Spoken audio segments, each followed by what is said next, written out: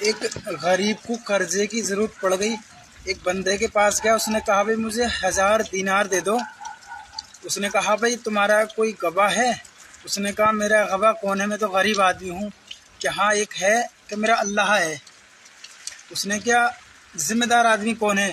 کفیل کی ضرورت ہے مجھے، ذمہ دار آدمی کی جو تیرے بعد میں پیسے ادا کر سکے. اس نے کیا وہ بھی میرا اللہ ہی ہے، اگر تجھے یقین ہو تو دے دے.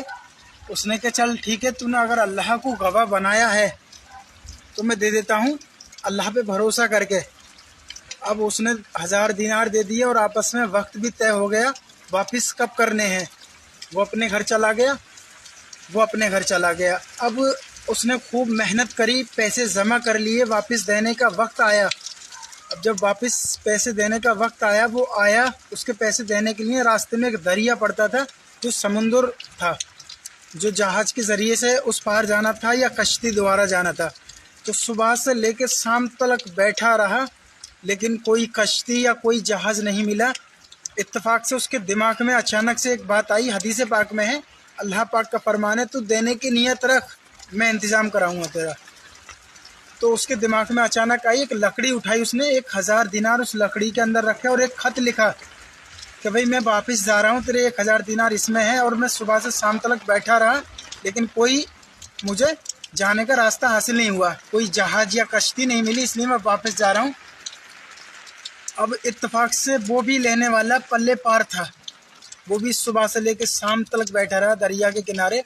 جب شام ہوئی اس نے بھی کیا، وہ اللہ کا نام لے کے مجھ سے جھوٹا وعدہ کر کے چلا گیا. شاید اس کے دل میں نہیں تھا میرے پیسے واپس کرنے کی، اس لیے وہ چلا گیا. اب اس نے اچانک کے دیکھا ایک لکڑی پانی میں بہتی بھی آ رہی ہے.